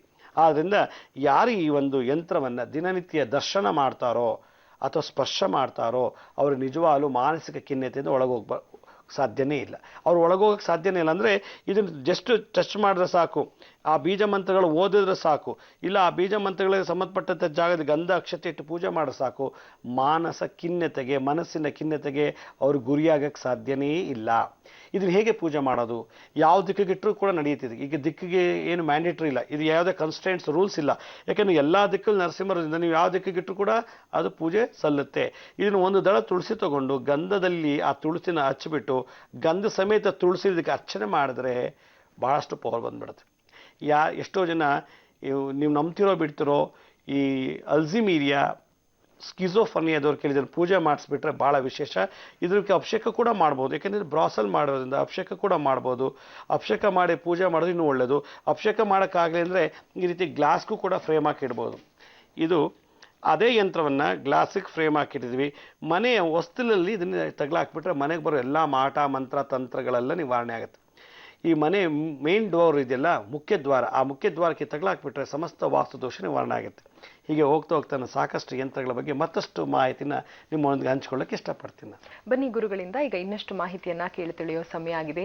ಗುರುಜಿ ಆಗ್ಲೇ ತಿಳಿಸ್ಕೊಡ್ತಾ ಇದ್ರಿ, ತುಳಸಿ ಹಾಗೂ ಶ್ರೀಗಂಧದಲ್ಲಿ ಅದನ್ನ ಅದ್ದಿ ಅರ್ಚನೆ ಮಾಡಿ ದಿನವೂ ಪೂಜೆ ಮಾಡಿದ್ರೆ ಒಳ್ಳೇದಾಗತ್ತೆ ಯಂತ್ರದಿಂದ ಅಂತ. ಆದ್ರೆ ಯಂತ್ರವನ್ನ ನಾವು ಎಲ್ಲಿ ಇಡಬೇಕು ಮನೆಯಲ್ಲಿ, ಹೇಗೆ ಇದಕ್ಕೆ ಪೂಜೆನ ಮಾಡ್ಬೇಕು ಪ್ರತಿನಿತ್ಯ? ನೋಡಿ, ಇದು ಈ ಯಂತ್ರವನ್ನ ಮನೆಯಲ್ಲಿ ನಾವು ದೇವ್ರ ಮುಂದೆ ಇಟ್ಟರೆ ಸಾಕು. ದೇವ್ರ ಮುಂದೆ ಇಟ್ಬಿಟ್ಟು ದಿನ ತುಳಸಿನ ಗಂಧದಲ್ಲಿ ಹದ್ದುಬಿಟ್ಟು ಅದಕ್ಕೆ ದಿನ ಓಂ ಶ್ರೋಂ ಪಾವನ ನರಸಿಂಹ, ಅಥವಾ ನಾನು ಇಷ್ಟು ದಿವಸ ಏನು ಮಂತ್ರ ಹೇಳ್ಕೊಟ್ಟಿದ್ದೀನೋ ಯಾವ್ದಾದ್ರು ಮಂತ್ರ ಹೇಳ್ಕೊಂಡು 108 ಸಲ ಅರ್ಚನೆ ಮಾಡಿದ್ರೆ ಆಯಿತು. ಇಲ್ಲ ನರಸಿಂಹರ ಅಷ್ಟೋತ್ತರ ಪುಸ್ತಕ ಸಿಗುತ್ತೆ ಅಂಗಡಿಗಳಲ್ಲಿ, ಅದನ್ನ ಹೇಳ್ಕೊಂಡು ಇದಕ್ಕೆ ಅರ್ಚನೆ ಮಾಡಿಬಿಟ್ರು ಭಾಳ ಒಳ್ಳೆಯದು. ಇದು ಒಂದು. ಎರಡನೇದು, ಇದನ್ನು ಪೂಜೆ ಮಾಡಿ ಇನ್ನೊಂದು ಯಂತ್ರವನ್ನು ಅಥವಾ ಈ ಮನೇಲಿ ಎಲ್ಲರೂ ಒಂದು ಮನೇಲಿ ವಾಸ್ತುನಲ್ಲಿ ಈ ರೀತಿ ಫ್ರೇಮ್ ಹಾಕ್ಸ್ಬಿಟ್ಟು ಮೇನ್ ಡೋರ್ ಇದೆಯಲ್ಲ, ಮನೆಗೆ ಎಂಟ್ರೆನ್ಸ್ ಆಗ್ತೀವಲ್ಲ ನಾವು, ಆ ಮುಖ್ಯ ದ್ವಾರ ಅಂತ ಹೇಳ್ತೀವಲ್ಲ, ಆ ಮೇನ್ ಡೋರ್ ಮೇಲ್ಗಡೆ ಮನೆ ಒಳಗಡೆ ಇದನ್ನು ತಗಲಾಕ್ಬಿಟ್ರೆ ಇದರಡಿಲೇ ಎಲ್ಲರೂ ಒಳಗೂ ಹೋಗಬೇಕು, ಹೊರಗೂ ಬರಬೇಕು. ಪ್ರತಿಯೊಬ್ಬ ಮನುಷ್ಯರು, ಸಕಲ ವಸ್ತುಗಳು, ಸಕಲ ಪ್ರಾಣಿಗಳು, ಇರುವೆ, ಜಿರ್ಲೆ, ಏನೇ ಮನೆಗೆ ಬರ್ತಿದ್ಯೋ ಅದೆಲ್ಲ ಇದ್ರ ಅಡಿಲೇ ಬರಬೇಕು. ಒಬ್ಬ ಮನುಷ್ಯರು ಒಳಗೆ ಇದ್ರ ಅಡಿಲೇ ಹೋಗಬೇಕು, ಬರೋರು ಇದ್ರ ಅಡಿಲೇ ಬರಬೇಕು. ಹಾಗೆ ಮೇನ್ ಡೋರಿನ ಮೇಲ್ಭಾಗದಲ್ಲಿ ಮನೆ ಒಳಗಡೆ ಇದನ್ನು ಮೇಲ್ಗೆ ಇಟ್ಬಿಟ್ರೆ ಯಂತ್ರ ತಂತ್ರ ಮಂತ್ರ ಮಾಟ ಕೂಟ ಭೂತ ಪ್ರೇತಗಳ ಬಾಧೆ ಮನೆ ಒಳಗೆ ಬರೋದೇ ಇಲ್ಲ. ಆದರೆ ದಿನನಿತ್ಯ ಅಲ್ಲಿ ನಿಂತ ಜಾಗದಲ್ಲಿ ಪೂಜೆ ಮಾಡಬೇಕು. ಮನೇಲಿ ಆ ಮೇಲ್ಗಡೆ ಬಾಗಿಲು ತೆಗ್ಲಾಕ್ಬಿಟ್ರೆ ಆ ಬಾಗಿಲಿಗೆ ಇದಕ್ಕೆ ದಿನನಿತ್ಯ ಪೂಜೆ ಮಾಡಬೇಕು. ಪೂಜೆ ಮಾಡಿದಷ್ಟು ಇದಕ್ಕೆ ಶಕ್ತಿ ಜಾಸ್ತಿ ಆಗುತ್ತೆ. ನಾವೇಗೆ ಊಟ ತಿಂಡಿ ಮಾಡಿ ಶಕ್ತಿವಂತರಾಗ್ತೀವೋ ಹಾಗೆ ದಿನನಿತ್ಯ ಇದಕ್ಕೆ ಪೂಜೆ ಜಪ ಮಾಡೋದ್ರಿಂದ ಇದಕ್ಕೆ ಶಕ್ತಿ ಜಾಸ್ತಿಯಾಗಿ ನಮ್ಮನ್ನು ಕಾಪಾಡುವಂಥ ಶಕ್ತಿ ಈ ಯಂತ್ರದಿಂದ ಎಮಿಟ್ ಆಗುತ್ತೆ, ಎನರ್ಜಿ ಡಿಸ್ಚಾರ್ಜ್ ಆಗುತ್ತೆ. ಆದ್ದರಿಂದ ಪ್ರತಿನಿತ್ಯ ನಮ್ಮ ಮುಖ್ಯ ದ್ವಾರದ ಮೇಲ್ಭಾಗದಲ್ಲಿ ಸೆಂಟ್ರಲ್ಲಿ ಆ ವಾಸ್ತು ಡೋರ್ ಇದೆಯಲ್ಲ, ಆ ಡೋರ್ ಸೆಂಟ್ರ್ ಭಾಗದಲ್ಲಿ ಇದನ್ನು ತಗಲಾಕ್ಬಿಟ್ಟು ದಿನನಿತ್ಯ ಪೂಜೆ ಮಾಡಿಬಿಟ್ರೆ ಯಾವುದೇ ತಂತ್ರಬಾಧೆಗಳು ಮನೆ ಪ್ರವೇಶ ಮಾಡೋದಿಲ್ಲ. ದುಷ್ಟಗ್ರಹಗಳ ಚೇಷ್ಟೆಗಳು, ಅದು ಭೂತ ಪ್ರೇತ ಪಿಶಾಚಿನೇ ಆಗಿದ್ರು ಕೂಡ ಮನೆಯೊಳಗೆ ಪ್ರವೇಶ ಮಾಡೋದಿಲ್ಲ. ಅಕಸ್ಮಾತ್ ಯಾವುದೋ ಒಬ್ಬ ಕಳ್ಳ ಮನೆಗೆ ಬಂದರೂ ಕೂಡ ಅವ್ನು ಯಾವುದೋ ಒಂದು ಶಕ್ತಿಯನ್ನು ತಡೆಯುತ್ತಲ್ಲಿ ತಕ್ಷಣ. ಅಥವಾ ಯಾರೋ ಒಬ್ಬ ನೆಗೆಟಿವ್ ವೈಬ್ರೇಷನ್ ವ್ಯಕ್ತಿ ಮನೆ ಪ್ರವೇಶ ಮಾಡಿದ್ರೆ ಅವ್ನು ಒಳಗೆ ಹೋಗಕ್ಕೆ ಬಿಡೋದಿಲ್ಲ. ಅಥವಾ ಬಾಗಿಲಲ್ಲಿ ನಿಂತ್ಕೊಂಡೆ ತಟ್ಟಿ ಅಥವಾ ಅಲ್ಲೇ ಮಾತಾಡಿ ಹೊಟ್ಟೋಗ್ಬಿಡ್ತಾನೆ. ಅಷ್ಟು ಪವರ್ ಇದೆ ಈ ಯಂತ್ರದಲ್ಲಿ. ಆದ್ದರಿಂದ ಕಲಿಯುಗದಲ್ಲಿ ನರಸಿಂಹರ ರೂಪ ಪೂಜೆ ಮಾಡೋಕ್ಕೆ ಭಾಳ ಕಷ್ಟ, ಅವ್ರು ನೋಡೋಕೆ ಭಾಳ ಭಯಂಕರ. ಬಂದರೂ ಕೂಡ ನಾವು ಅವ್ರು ನೋಡೋ ಶಕ್ತಿ ನಮ್ಮಲ್ಲಿಲ್ಲ. ಆದರೆ ಯಂತ್ರ ಮುಖೇನ ಜಪ ಮಾಡಿದ್ದೆ ಆದರೆ ಖಂಡಿತ ನಮಗೆ ಅವರು ಸದಾಕಾಲ ಕಾಪಾಡ್ತಾರೆ. ಅಷ್ಟು ಇದೆ. ಏಕೆಂದರೆ ಈ ಯಂತ್ರ ಇರೋದೇ ನೆಗೆಟಿವ್ ವೈಬ್ರೇಷನ್ ಸಕ್ ಮಾಡಲಿಕ್ಕೆ, ಇನ್ನೇನು ಮಾಡೋದಿಲ್ಲ ಇದು. ಅದರಿಂದ ಪ್ರತಿಯೊಬ್ಬರು ಮನೆ ಮುಖ್ಯದ್ವಾರ ಒಳಭಾಗದಲ್ಲಿ, ಹೊರಗಲ್ಲ ಒಳಭಾಗದಲ್ಲಿ ನೀವು ತಗ್ಲಾಕಿ ಪೂಜೆ ಮಾಡಿದ್ರೆ ಒಳ್ಳೆಯದು. ಇಲ್ಲ ಮೇನ್ ಡೋರ್ಗೆ ಹಾಕೋಕ್ಕಾಗಲ್ಲ ಅಂದ್ರೆ ಮನೆ ದೇವ್ರ ಮನೆ ಇಟ್ಟೆ ಪೂಜೆ ಮಾಡ್ಬೋದು. ಖಂಡಿತ ಗುರುಜಿ. ಒಬ್ರು ಕಾಲರ್ ಇದ್ದಾರೆ ಲೈನಲ್ಲಿ. ಹಲೋ ಹಲೋ ಹಲೋ, ನಮಸ್ತೆ. ನಮಸ್ಕಾರ. ನಮಸ್ತೆ, ಹೇಳಿಮ್ಮ ನಿಮ್ಮ ಹೆಸರನ್ನ ತಿಳಿಸಿ. ನನ್ನ ಹೆಸರು ಭಾರತಿ ಅಂತ. ನನ್ನ ಮಗನ ಸಲುವಾಗಿ ಕೇಳಬೇಕಿತ್ತು ಮೇಡಮ್. ಆಯ್ತು ಭಾರತಿ ಅವ್ರು, ಎಲ್ಲಿಂದ ಕಾಲ್ ಮಾಡ್ತಿರೋ ತಾವು? ಬೆಂಗಳೂರಿಂದ, ರಮೇಶ್ ನಗರ್. ಸರಿಮ್ಮ, ಗುರುಜಿ ಅವರಿದ್ದಾರೆ, ಮಾತಾಡಿ, ನಿಮ್ಮ ಪ್ರಶ್ನೆ ಕೇಳಿ. ಹಾ, ಓಕೆ. ನಮಸ್ತೆ ಅಮ್ಮ. ನಮಸ್ತೆ ಗುರುಜಿ. ಹೇಳಿ. ನನ್ ಮಗನ್ ಬಗ್ಗೆ ಕೇಳ್ಬೇಕಿತ್ತು. ನನಗ್ ಒಂದೇ ಮಗು. ಅವನು ಈ ಸಲ 8th ಕಲಿತಾ ಇದ್ದಾನೆ. ತುಂಬಾ ಹಠ ಮಾಡ್ತಾನೆ, ತಾಯಿ ಮಾತೇ ಕೇಳಲ್ಲ. ತಂದೆ ಹೇಳಿದ್ದು ಅಂತಾನೆ. ನಾನಂತೂ ನಿಮ್ಗೆ ಎಷ್ಟು ದಿವಸದಿಂದ ಕಾಲ್ ಮಾಡ್ತಾ ಇದ್ದೀನಿ ಗುರುಜಿ. ನನ್ ತುಂಬಾ ಸಮಸ್ಯೆ ಇದೆ ಗುರುಜಿ, ಹೇಳ್ಕೊಳಕ್ ಆಗಲ್ಲ. ನನ್ಗೆ ಅಷ್ಟು ಸಮಸ್ಯೆ ಇದೆ. ನಂದು ಜೀವನದಲ್ಲಿ ತುಂಬಾ ನಾನು ನೊಂದಿದ್ದೀನಿ. ಅದಕ್ಕೋಸ್ಕರ ನಾನು ನಿಮ್ಮ ಹತ್ರನೇ ಬರ್ಬೇಕು ಅಂತ ಹೇಳಿ ಟ್ರೈ ಮಾಡ್ತಾ ಇದ್ದೀನಿ. ಸಿಗ್ಲಿಲ್ಲ ಕಾಲ್ ಹೇಳಿ ನಿಮ್ಮ ಆಶ್ರಮಕ್ಕೆ. ಅಷ್ಟ್ರಲ್ಲಿ ಈಗೇನೋ ಕಾಲ್ ಸಿಕ್ತು, ನಾನು ಮಾಡ್ತಾ ಇದ್ದೀನಿ. ನನ್ನ ಮಗುಗೆ ಏನಾದ್ರು ನಾವು ಓದಿದ್ದು ನೆನಪಿರಲ್ಲ, ಹೇಳಿದ್ದು ಕೇಳಲ್ಲ, ಹಠ ಮಾಡ್ತಾನೆ. ಅದಕ್ಕೆ ಒಂಥರ ಇದೇ ಇಲ್ಲ, ಕಾನ್ಸಂಟ್ರೇಷನ್ನೇ ಮಾಡಲ್ಲ ಹೇಳಿದ್ದಲ್ಲ. ಅಮ್ಮ, ಮಕ್ಕಳು ಇದು ಸಹಜ ಗುಣ. ಮಕ್ಕಳಿಗೆ ನೀವು ಇದೇ ಥರ ಆಟ ಆಡಿ ಬೆಳೆದಿರೋದು. ಆ ಏಜಲ್ಲಿ ಮಕ್ಕಳು ಹಠ ಮತ್ತು ಚಂಚಲ ಸ್ವಭಾವ. ಯಾಕೆಂದರೆ ಏಜ್ ಆಗಿದೆ, ಮೆಚುರಿಟಿ ಕಮ್ಮಿ, ತಿಳುವಳಿಕೆ ಕಮ್ಮಿ. ಆದ್ದರಿಂದ ದೊಡ್ಡವಾದಂಥ ನಾವುಗಳು ಮಕ್ಕಳಿಗೆ ಒಳ್ಳೆ ರೀತಿಯಲ್ಲಿ ಆ ಒಂದು ತಿಳಿ ಹೇಳಬೇಕು.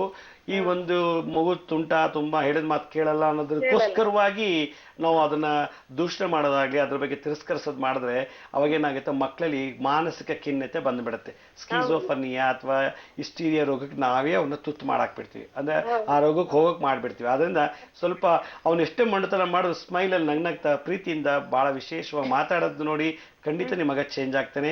ಆ ಥರ ಇನ್ನೂ ನಿಮ್ಮ ಮಗ ಚೇಂಜ್ ಆಗಲಿಲ್ಲ ಅನ್ನೋದಾಗಿದ್ರೆ ಅವನ ದಿನನಿತ್ಯ ಬೇವಿನ ಮರಕ್ಕೆ ಕರ್ಕೊಂಡು ಹೋಗ್ಬಿಟ್ಟು ಬೇವಿನ ಮರಕ್ಕೆ ದಿನನಿತ್ಯ ಅವನ ಕೈಲಿ 21 ಸುತ್ತು ಪ್ರದಕ್ಷಿಣೆ ಮಾಡಿಸಿ ನೋಡಿ. ಭಾಳ ಮಂಕಾಗ್ತಾನೆ. ಲವಲವಿಕೆಯಿಂದ ದೊಡ್ಡವರು, ಅದೇ ಗುರು ಹಿರಿಯರ ಮಾತಿಗೆ ಬೆಲೆ ಕೊಡುವಂಥ ಶಕ್ತಿ ಬರುತ್ತೆ. ಇದೆಲ್ಲದಕ್ಕಿಂತ ಹೆಚ್ಚಾಗಿ ಅವನಿಗೆ ಯಾವುದೋ ಒಂದು ನರಸಿಂಹನ ಮುದ್ರೆನ ಮಾಡಿಸಿ ನೀವು. ನೀವೆಲ್ಲ ನೋಡಿದ್ದೀರಾ ಅನ್ಕೊಂಡಿದ್ದೀನಿ.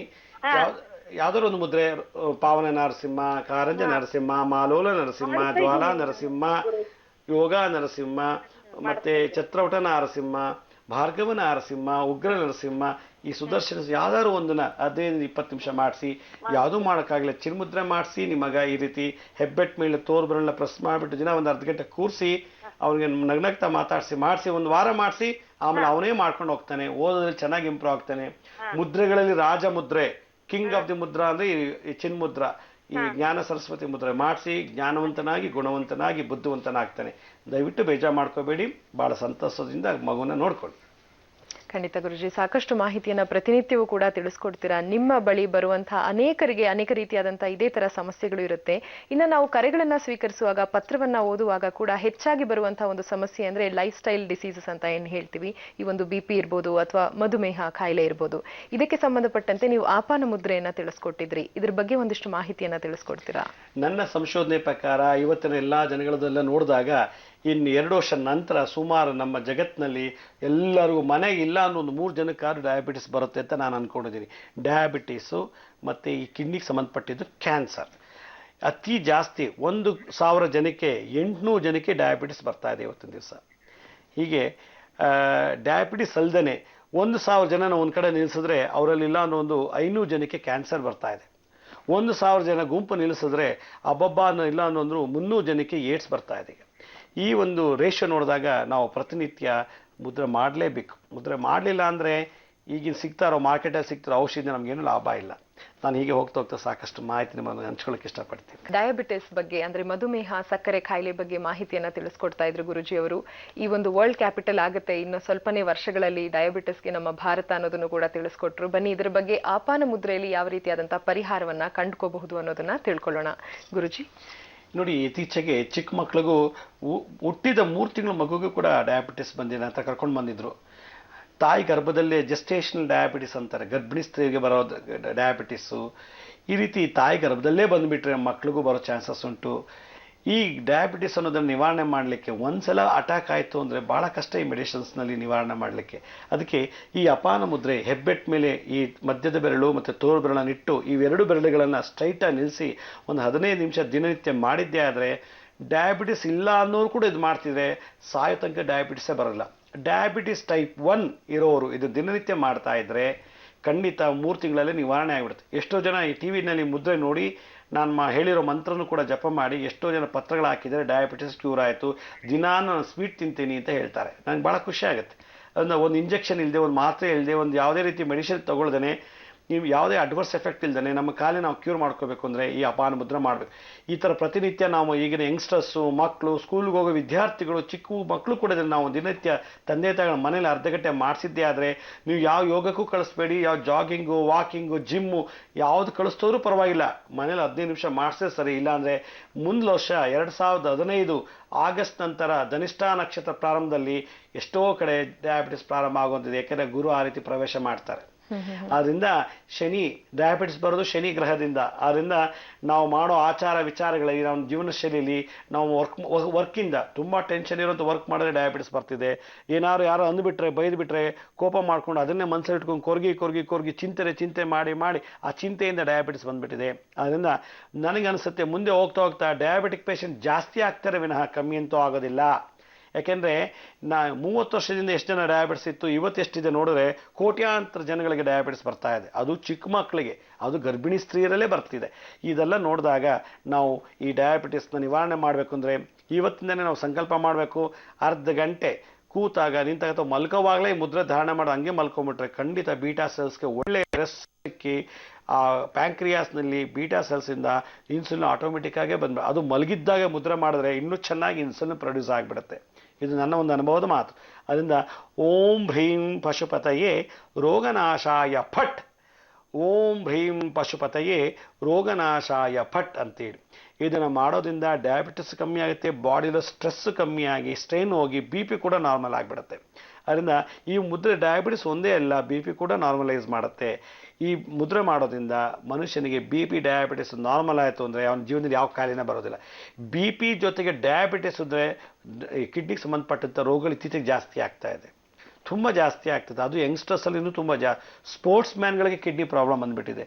ಹೀಗಾಗಿ ಈ ಅಪಾನ ಮುದ್ರಾ ಮಾಡೋದ್ರಿಂದ ನಾವಲ್ ಸೆಂಟ್ರಿಂದ ಕೆಳಗೆ ಅಂದರೆ ಹೊಕ್ಕಳಿದ ಕೆಳಭಾಗದಲ್ಲಿರತಕ್ಕಂಥ ಯಾವುದೇ ದೋಷಗಳನ್ನು ಕೂಡ ನಿವಾರಣೆ ಮಾಡುತ್ತೆ. ಅದು ಸತತ ಸಾಧನೆಯಿಂದ ಶ್ರದ್ಧೆಯಿಂದ ನೀವು ಹೇಗೆ ಒಬ್ಬರನ್ನ ನಂಬಿ ಕೆಲಸಕ್ಕೆ ಹೋಗ್ತಿರೋ ಅಥವಾ ನಂಬ್ಕೊಂಡು ನೀವೇನು ಒಂದು ಕೊಡ್ತಿರೋ, ನಂಬ್ಕೊಂಡು ಏನು ಒಂದು ಸೀಕ್ರೆಟ್ ಹೇಳ್ಕೊಳ್ತಿರೋ, ಹಾಗೆ ಈ ಮುದ್ರೆ ಮೇಲೆ ನಂಬಿಕೆ ಇಡಬೇಕು. ನಂಬಿಕೆಯೇ ದೇವರು, ನಂಬಿಕೆಯೇ ಒಂದು ಸರ್ವಸ್ವ. ಈ ನಂಬಿಕೆ ಮೇಲೆ ನೀವು ಮಾಡಿದ್ದಾರೆ ಖಂಡಿತ ನಿವಾರಣೆ ಆಗುತ್ತೆ. ಎಷ್ಟೋ ಜನ ಮುದ್ರೆಗಳು ನೋಡಿದ್ದಾರೆ, ಸುಮಾರು ಮುದ್ರೆ. ನಾನು ಈಗಾಗಲೇ ಒಂದು 250 ಮುದ್ರೆ ತೋರಿಸಿದ್ದೀನಿ.